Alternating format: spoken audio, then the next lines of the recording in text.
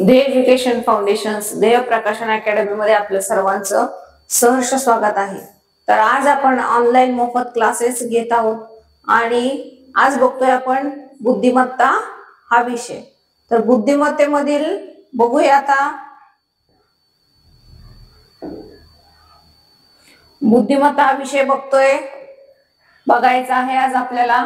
आणि बुद्धिमत्तेमधील बघा गटाशी जुळणारे पद, शब्दसंग्रह आणि आकृती हे 3 टॉपिक आज आपण बघणार आहोत। ठीक आहे, तर बघा गटाशी जुळणारे पद म्हणजे दिलेल्या शब्दांचा समूहाशी संबंधित नसलेला किंवा त्या गटात न बसणारा शब्द ओळखायचा आहे। त्या गटामध्ये आपल्याला एखाद्या प्राण्यांचा म्हणा, एखाद्या पक्ष्यांचा म्हणा, एखाद्या वस्तूंचा म्हणा, आपल्या घरातील वस्तूंचा, शाळेतील वस्तूंचा, बाहेरील वस्तूंचा असा आपल्याला एखादा गट दिलेला असतो आणि त्या गटात एखादा असा शब्द असतो की तो त्याच्यामधला नसतो। तर आता आपल्या घरातील वस्तू म्हणा, शाळेतील वस्तू म्हणा, आपल्या बॅग मधील वस्तू, ह्या वस्तूंचा देखील गट असू शकतो, प्राण्यांचा देखील गट असू शकतो आणि त्याच्यामध्ये एक पक्षी टाकला जाईल। प्राण्यांचा असा पूर्ण गट असतो आणि त्याच्यामध्ये एखादा पक्षी टाकला जाईल। तर ते आपल्याला ओळखता आलं पाहिजे की हा गट कोणता आहे, प्राण्यांचा आहे। मग ह्या गटामध्ये पक्षी येईल का, नाही येणार। मग तो पक्षी जे पक्षाचं नाव दिलं असेल ते आपलं उत्तर असणार आहे। गटाशी जुळणारे पद किंवा गटात न बसणारे पद। तर बघा शब्दसंग्रह, पुढचा पॉइंट आहे शब्दसंग्रह। जर समूह फळे असेल तर त्यामध्ये सफरचंद, केळी, आंबा, पेरू यासारख्या शब्दांमध्ये जर पालक हा शब्द गटाशी जुळणार नाही। इथं मी लिहिलं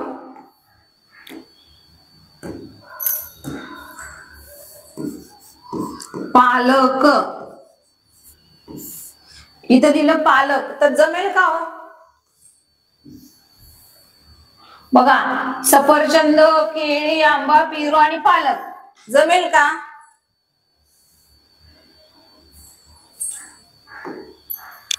सफरचंद, आंबा, पेरू, केळी आणि पालक असं जमेल का? नाही जमणार। कारण सफरचंद फळ आहे, केळी फळ आहे, आंबा फळ आहे, पेरू फळ आहे, पण पालक फळ आहे का? पालक फळ नाही, ती भाजी आहे। काय आहे? भाजी। म्हणून या गटातील शब्द कोणता बसणार नाही, तर पालक हा शब्द बसणार नाही। बघा जर समूह प्राणी असेल तर बघा सिंह, वाघ, हत्ती आणि मोर। तर आता यामधला वेगळा काय येईल, सांगता येईल का तुम्हाला? यामधला वेगळा काय येईल? जर समूह प्राणी असेल तर यामधला वेगळा काय येईल? सिंह, वाघ, हत्ती आणि मोर। सिंह एक प्राणी आहे, वाघ एक प्राणी आहे, हत्ती काय आहे?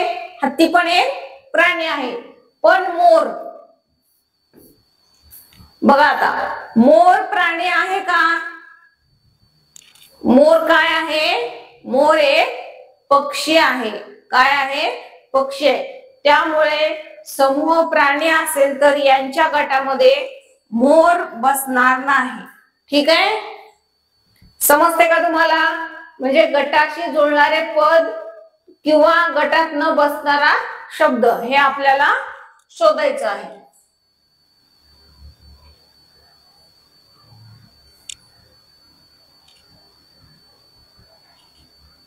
पुढे बघा गटाशी जुळणारे पद ओळखण्याचे फायदे।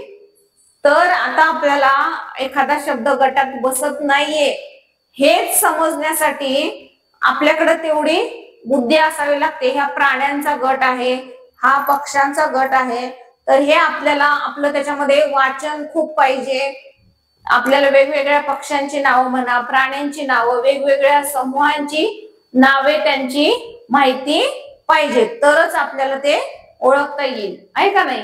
बघा शब्दसंग्रह वाढतो जर आपण ह्या पद्धतीचे प्रश्न सोडवले जास्तीत जास्त तर यांच्यामध्ये काय शब्दसंग्रह वाढतो, वेगवेगळ्या शब्दांचे अर्थ आणि उपयोग समजतात.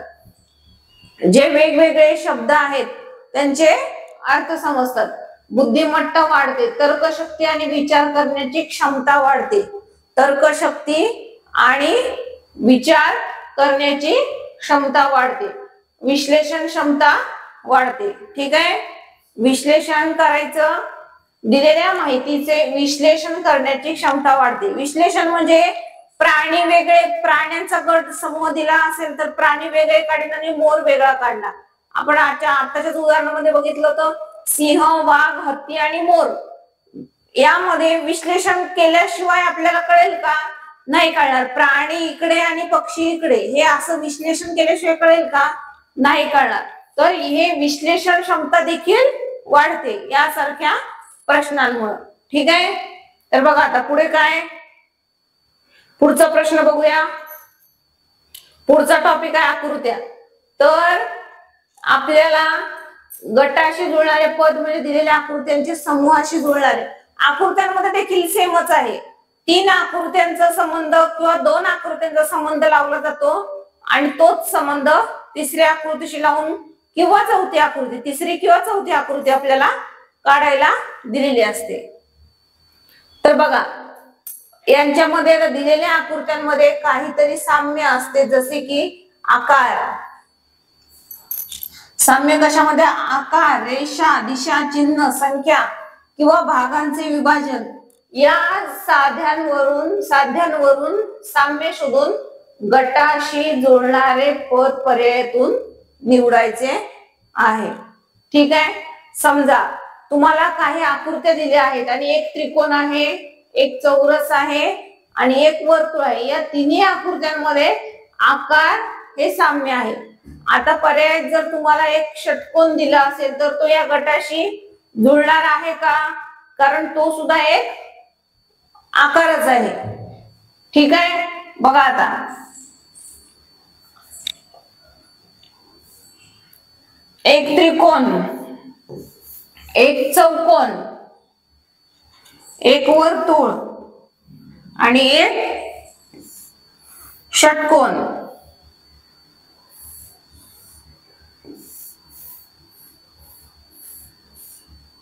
तर या सगळ्यामध्ये हा पण त्रिकोण, चौकोन, गोल, वर्तुळ आणि षटकोन, या सगळ्यांमध्ये हा देखील, हा पण, हे सगळ्यांचा एक समूह झाला ना, म्हणजे हे सगळे एका समूहामध्ये येतात. तर यावर आधारित आता प्रश्न बघूया. आता शोधण्याची पद्धत. आता हे सगळे शोधायची कसे, तर ही पद्धत आपल्याला माहिती पाहिजे. तर बघा, आकृत्यांचे निरीक्षण. शोधायची पहिली पायरी येते आकृतीचं निरीक्षण. काय? पहिली पायरी येते आकृतीचं निरीक्षण. आपल्याला जे दिलेलं आहे त्याचे नीट आकृतीचं निरीक्षण करता आलं पाहिजे.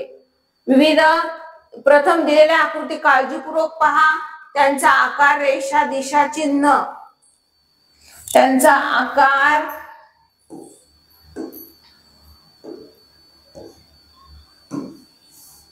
त्यांचा आकार, रेषा, दिशा आणि चिन्ह, संख्या इत्यादी भागांचे विभाजन कसे केलेले आहे याकडे लक्ष दिले पाहिजे. ठीक आहे, याकडे लक्ष दिले पाहिजे. दुसरा पॉइंट काय? साम्य शोधायचंय. साम्य म्हणजे काय? दिलेल्या आकृत्यांमध्ये काय साम्य आहे, जे आपल्याला दिलेली आकृती आहे त्याच्यामध्ये सारखेपणा काय आहे. साम्य म्हणजे काय? सारखेपणा. तर सारखेपणा काय आहे ते शोधायला पाहिजे. पर्यायाचे निरीक्षण.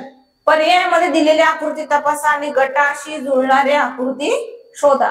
पर्यायामध्ये जी आकृती दिलेली आहे, पर्यायांवर सुद्धा आपली नजर असली पाहिजे. पर्यायामध्ये काय काय दिलेलं आहे ते. तर बघा, प्रश्न कशा पद्धतीचे आहेत बघायचंय. सिंह, वाघ,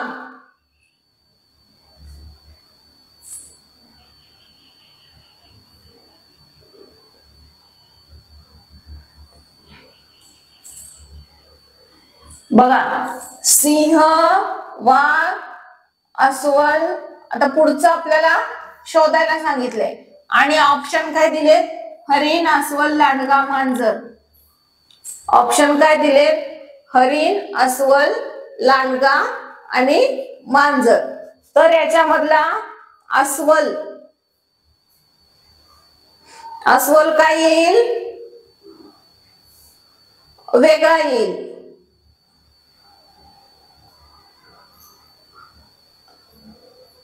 कारण सिंह, वाघ, अस्वल हे काय आहेत? मांसाहारी प्राणी आहेत.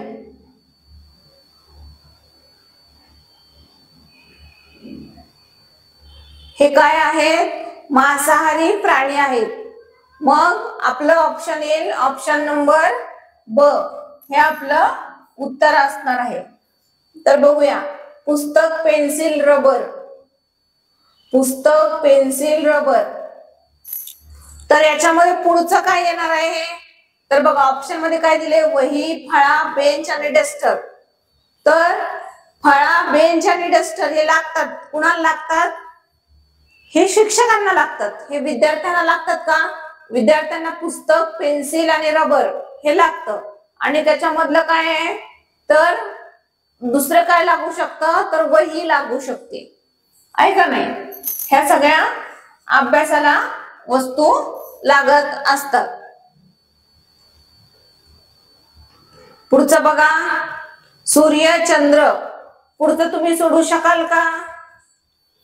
पुढचं सोडवता येईल का? सूर्य, चंद्र आणि पुढे ऑप्शन मध्ये काय येणार आहे? ऑप्शन मध्ये तारे, निळा, वारा आणि झाड. तर एवढं ऑप्शन मध्ये आहे. तर आपल्याला उत्तर काय येणार आहे? उत्तर येणार आहे ऑप्शन नंबर अ. उत्तर काय येणार आहे?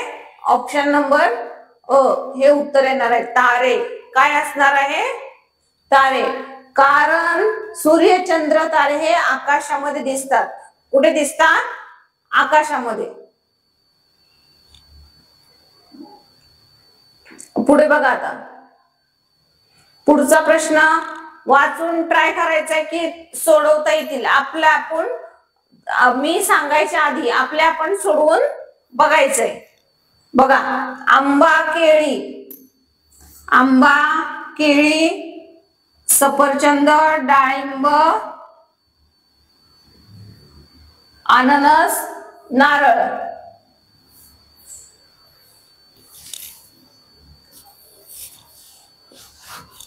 तर बघा, आंबा, केळी, तर हे सगळे काय आहेत?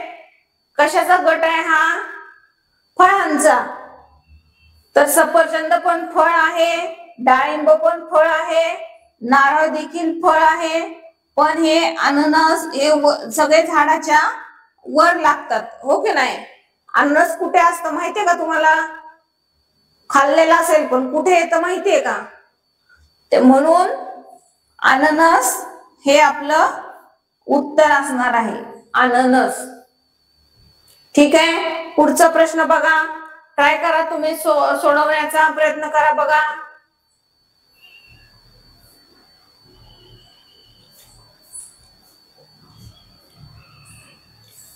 लाल, हिरवा असा एक गट दिलेला आहे आणि पुढे काय?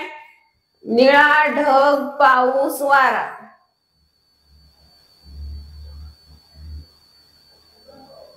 काय?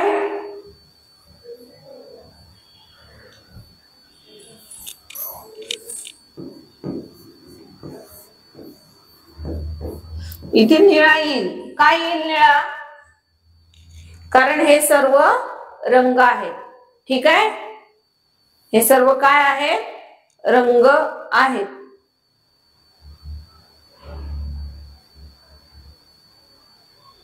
स्क्रीनशॉट काढून घेत चला.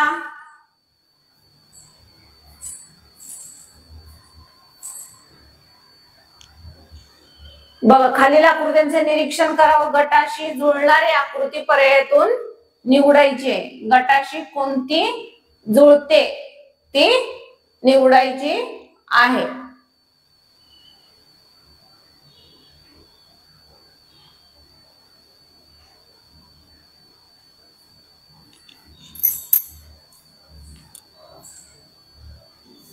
त्रिकोणाचं काय येत आहे? त्रिकोणाचा त्यांनी गोलच केलाय, त्रिकोणाच्या आतमध्ये त्रिकोण केलाय, चौकोनाच्या आतमध्ये त्रिकोण केलाय. आणि हे किती आहे? 1 2 3 4 5 6. 1 2 3 4 5. लागतंय का काय लॉजिक तुम्हाला? काय लागतंय बघा बर.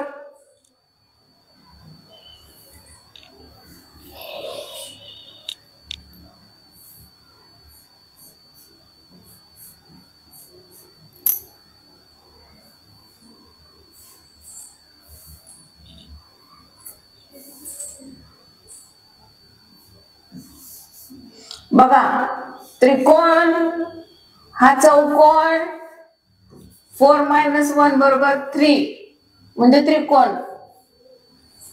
ह्याच्यामध्ये 1 2 3 4 5 6. 1 2 3 4 5.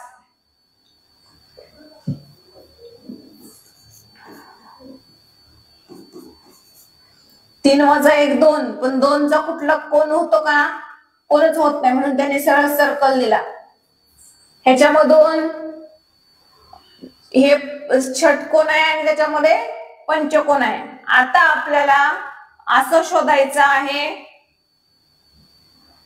की ते 1 ने त्याच्यापेक्षा कमी असेल. तर बघा, 1 2 3 4 5. 1 2 3 4 5. हे तर सेमच आहे. इथे पण चौकोन 1 2 3 4. 1 2 3 4. 1 2 3. 1 2 3 4. येतंय का काही? हे असं होऊ शकतंय का? त्यामुळे आपण लिहू हा एक सर्कल आणि याच्या आतमध्ये एक सर्कल. ह्याच्यामधलं कोणतंच ऑप्शन आपल्या उत्तरामध्ये बसत नाही. बसतंय का? तर ह्याच्यामधलं कोणतंच उत्तर आपल्या ह्याच्यामध्ये बसत नाही, म्हणून आपण ऑप्शन नंबर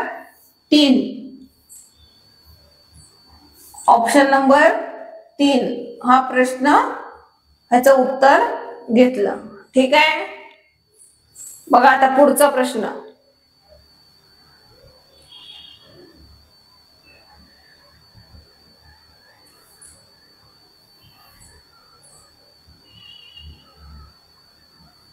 बघा, त्रिकोण आहे म्हणून 2 रेषा, चौकोन आहे म्हणून 3 रेषा. 1 2 3 4 5 6 7.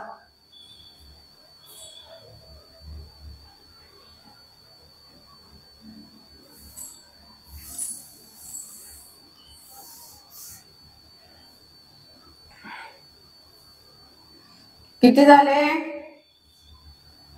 2 रेषा, 3 रेषा आणि ह्याच्यामध्ये मग काय येईल?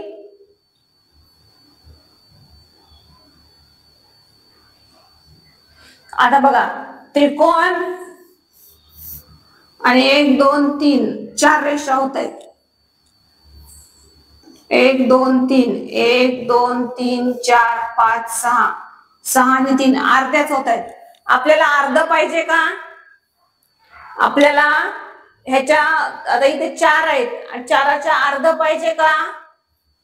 नाही पाहिजे, आहे का नाही? आपल्याला किती पाहिजे? 1 कमी पाहिजे. 1 2 3 4 5 6 7 8. 1 2 3 4. 1 2 3 4 आणि ह्या अशा 2 येत आहेत.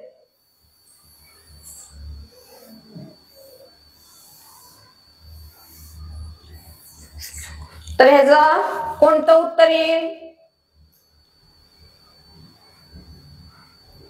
जेवढ्या आहेत त्याच्यापेक्षा आपल्याला कमी पाहिजेत, हो की नाही? जेवढ्या आहेत त्याच्यापेक्षा कमी पाहिजेत. तर आपलं उत्तर येणार ऑप्शन नंबर 2. हा चौकोन आहे 1 2, ह्या 2 रेषा काढलेल्या आहेत. ठीक आहे. पुढे बघा, त्रिकोण, अंडा, उलटा त्रिकोण, चौकोन.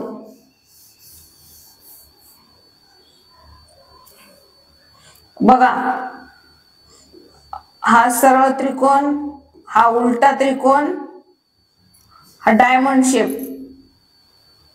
आता हा डायमंड शेप आधी आला, नंतर उलटा त्रिकोण, मग हा इकडं गेला सरळ त्रिकोण.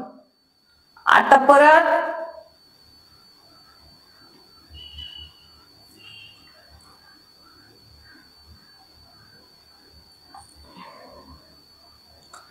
परत काय होतंय बघा, एक एक एक एक स्टेप पुढे जातोय. हा छोटा सरळ त्रिकोण आहे का,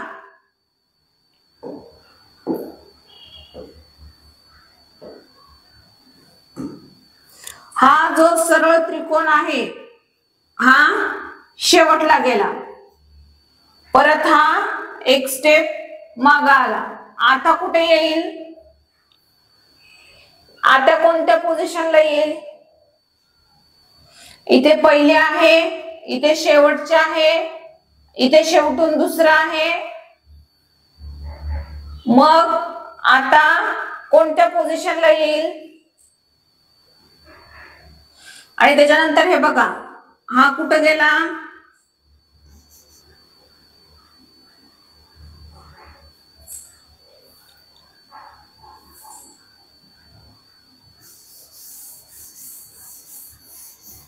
ह्याच्यावर लक्ष द्या. हा बघा, हा शेप कुठे गेला, इथे होता, नंतर इथे आला, नंतर इथे गेला. आता कोणत्या पोझिशनला येईल, तर आता या पोझिशनला येईल तो. ठीक आहे.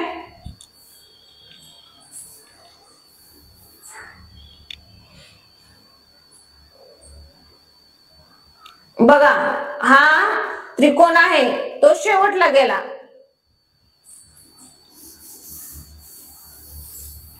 हा पहिला त्रिकोण आहे तो शेवटला गेला. आता ह्याच्या मधलं काय करायचं, हा डायमंड आहे तो शेवटला घालवायचा, आणि हा आहे तो एक पुढे सरकवायचा. हा इथला आहे तो काय करायचा, पुढे सरकवायचा.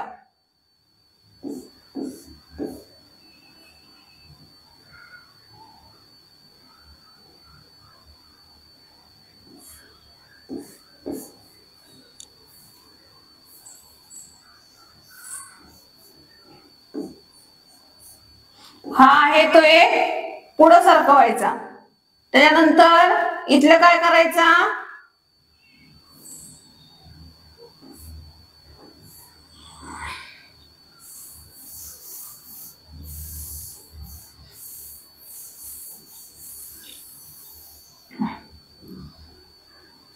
आपलं बघा उत्तर हे येणार ऑप्शन नंबर 1. कारण हा डायमंड आहे, हा जो डायमंड आहे तो कुठे गेलाय, हा इकडे सुरुवातीला येणार. त्याच्यानंतर सरळ त्रिकोण येणार, त्यानंतर हा येणार, आणि त्याच्यानंतर हा उलटा त्रिकोण येणार. त्याच्यामुळे आपलं उत्तर काय येतंय, ऑप्शन नंबर 1. याचं उत्तर काय येतंय, ऑप्शन नंबर 1. ठीक आहे. पुढचा प्रश्न बघूया आता. बघा, हा उलटा त्रिकोण, खाली डॉट, इथं डॉट, इथं खाली त्रिकोण.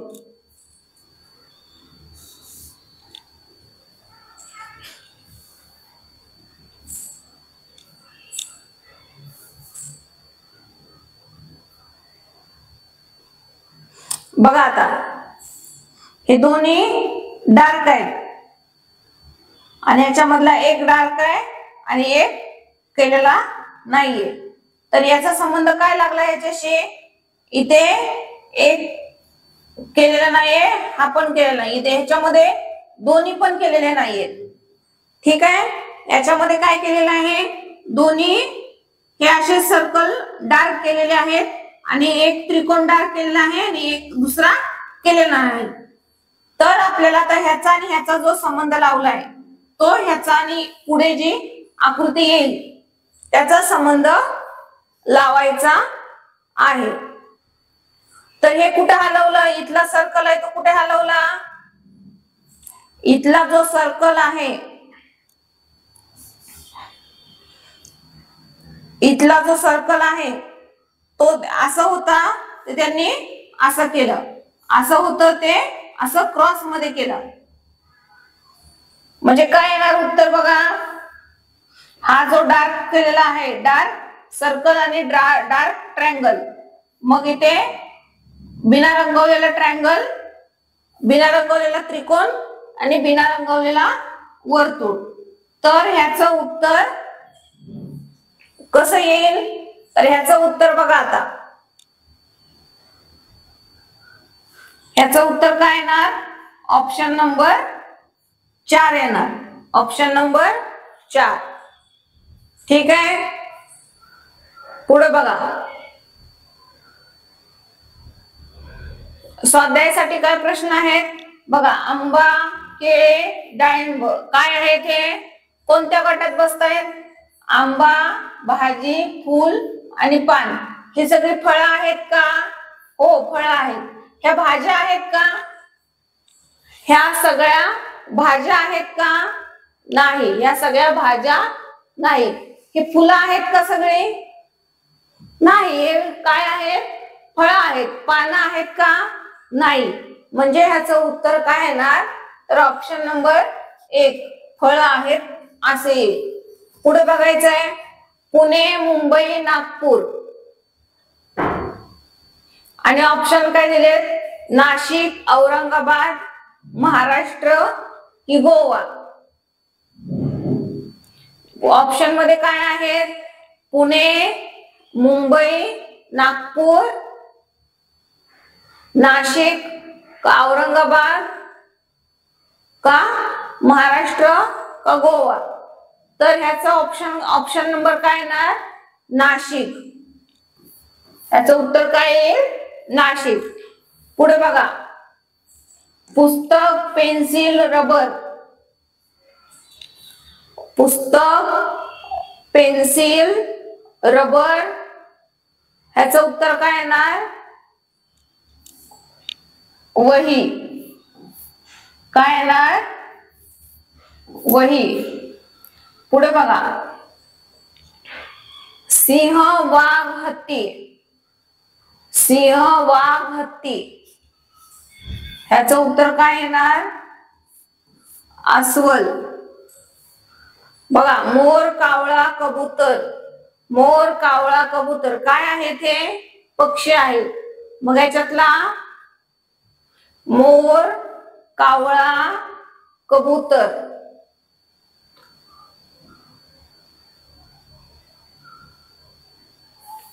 तर याच्यातलं उत्तर काय येणार, चिमणी.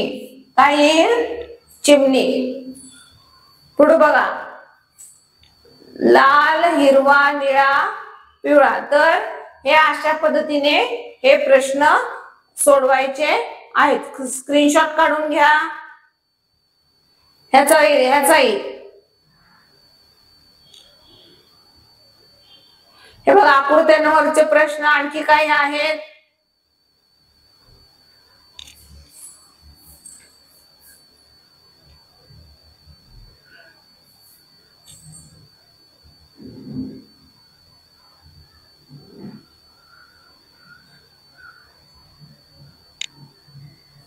तर आज आपण काय काय बघितलंय ते बघूया. तर गटाशी जुळणारे पद किंवा शब्दसंग्रह, आकृती याच्यावर आधारित बघा. उदाहरणे शब्दसंग्रह आहे. गटाशी जुळणारे पद शोधायचं कसं, तर त्याचे फायदे. तर हे कसे त्याच्यामुळे काय काय होतं, शब्दसंग्रह वाढतो, बुद्धिमत्ता वाढते, विश्लेषण क्षमता वाढते. ठीक आहे, आकृतीमध्ये बघा, यामध्ये आकृत्या असतात आणि एखादा सगळे एका समूहाचे दिलेले जातात आणि आपल्याला वेगळं शोधायचं आहे. शोधण्याची पद्धत, पहिलं निरीक्षण करायचं, साम्य शोधायचं. हे प्रश्न उत्तर, ह्याचा स्क्रीनशॉट काढून घ्यायचा असेल तर घ्या.